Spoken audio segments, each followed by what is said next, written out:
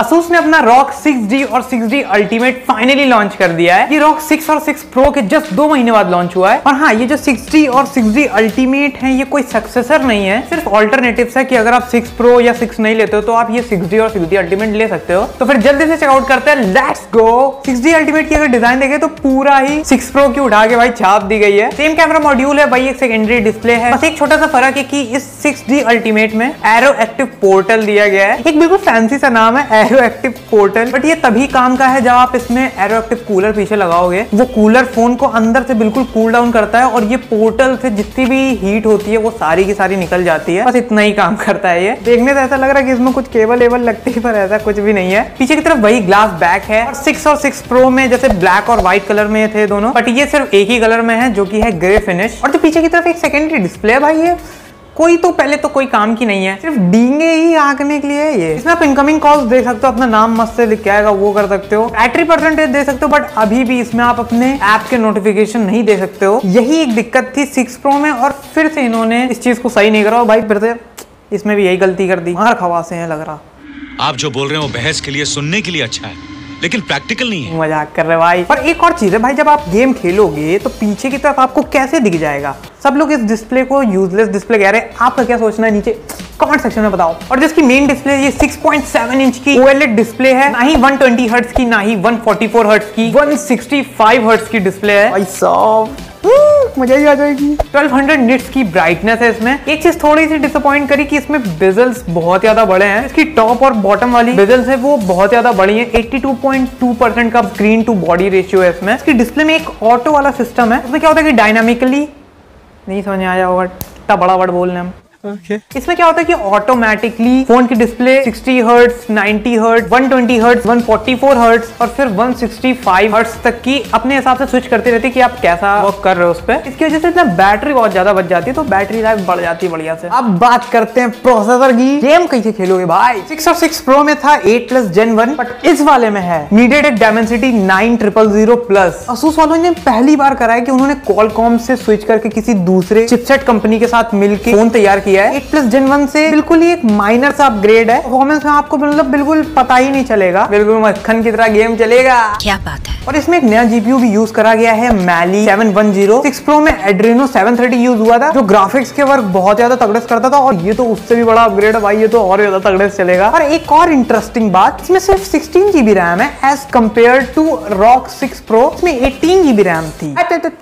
गाली नहीं बता रहा हूँ, इसके पीछे भी एक सिंपल सा एक्सप्लेनेशन है। 6D Ultimate में एक फास्टर DDR5X स्टैंडर्ड यूज हुआ है, जो सिर्फ और सिर्फ अभी 16 GB रैम तक ही के लिए कंपैटिबल है। और ऑल ओवर अगर बताया जाए तो भाई परफॉर्मेंस में कुछ ज्यादा ही बड़ा अपग्रेड नहीं है। अब PUBG 90 FPS से क्या 200 FPS तक थोड़ी ना खेल लोगे। बात तो सही है। जो छोटी छोटी प्रॉब्लम्स 8+ Gen 1 में है वो इसमें थोड़ा सा सही कर दी गई है। और इस बार शायद से बता रहा हूँ, बॉक्स में एरो एक्टिव कूलर 6 फोन के बॉक्स के ही अंदर मिल सकता है। और इस फोन के लिए तो ये बहुत ही ज्यादा इंपॉर्टेंट है। अगर आप 6 या 6 Pro में यूज ना करो या किसी फोन में यूज ना करो, बट इस फोन के लिए बहुत ज्यादा इंपॉर्टेंट है, क्योंकि जिसका एरो एक्टिव पोर्टल है, नहीं तो वो फिर भाई खुलेगा ही नहीं। भाई सांप पाला है तो दूध तो पिलाना ही पड़ेगा।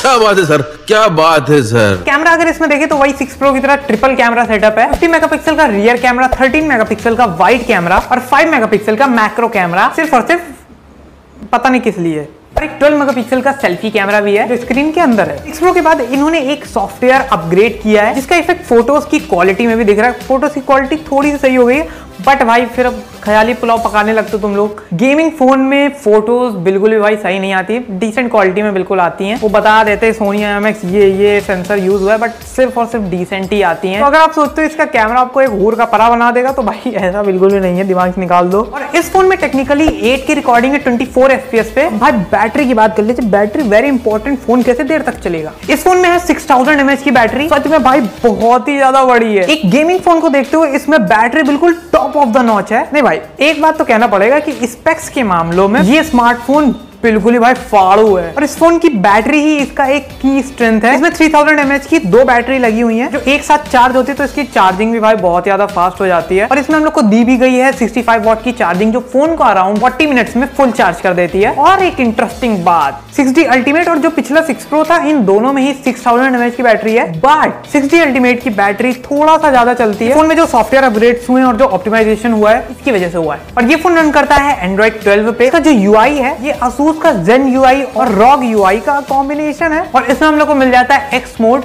जिसको आप लोग एक गेमिंग मोड भी कह सकते हो। बहुत ही सारे तगड़े गेमिंग फीचर थे, आप हर एक चीज चेक कर सकते हो, गेम की FPS को लेके ट्रिगर्स को कंट्रोल करने तक की का मॉड्यूल। और जैसे ही आप इस X मोड को ऑन करते हो, ये फोन भाई बिल्कुल ही खूंखार बन जाता है। इसकी होम स्क्रीन और जो इसके एप्स होते हैं बिल्कुल ही एक एस्थेटिक लुक में चेंज हो जाते हैं। और जैसे ही आप इसको ऑफ कर देते हो, बिल्कुल नॉर्मल फोन बन जाता है। और इस फोन में इन डिस्प्ले फिंगरप्रिंट स्कैनर है। ये फोन 5G है, स्प्लैश रेजिस्टेंट है, IPX4 की रेटिंग है। हेडफोन जैक है जो गेमर्स के लिए बहुत ज्यादा इंपॉर्टेंट रहता है। बट इसमें ब्लूटूथ 5.3 भी है। लेटेंसी तो बिल्कुल नहीं होगी अगर आप वायरलेसली भी खेलते हो तो। और इसमें हम लोग को 2 साल का सॉफ्टवेयर अपग्रेड मिला, जो कि बहुत ज्यादा खराब है। कम से कम 3 साल का तो देना ही चाहिए। इसका मतलब ये है कि आप Android 14 के ऊपर जा ही नहीं सकते हो। यही नहीं, अभी और सुनिए। प्राइस देख के तो आपकी ये फोन इसी अक्टूबर में यूरोप और यूके में लॉन्च हो रहा है। इंडिया का तो अभी भूलिएगा, बिल्कुल खत्म ही, दिमाग से निकाल के फेंक देना कहीं है, फेंक दिया। अब बता रहे प्राइस, इसका प्राइस है 1399 यूरो, जो इंडियन करेंसी में अगर कन्वर्ट करें तो अराउंड 1,12,000 हो जाता है।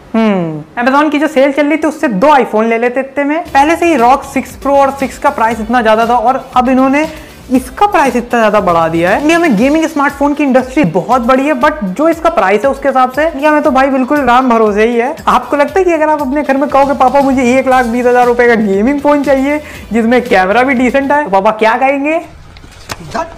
फोन की जितनी भी स्पेसिफिकेशन है, ये तो बिल्कुल भाई टॉप ऑफ द लाइन है। चाहे वो इसकी डिस्प्ले हो, चाहे वो इसका प्रोसेसर हो। इसका जो प्राइस है, इसकी वजह से थोड़ा सा मार खा रहा है। और वीडियो ना अच्छी लगी हो तो चैनल को सब्सक्राइब कर देना, वीडियो को लाइक कर देना, शेयर कमेंट जो होता है सब कर देना। मैं अब चलता हूँ, मुझे किरमाडा और छोटा भीम की लड़ाई देखने जाना है। क्या मतलब कि आदि पुरुष का टीजर देख लो। बाय। 6 Pro और 6 हाँ वीडियो शूट कर रहे हैं तो ही बजा दो बिल्कुल।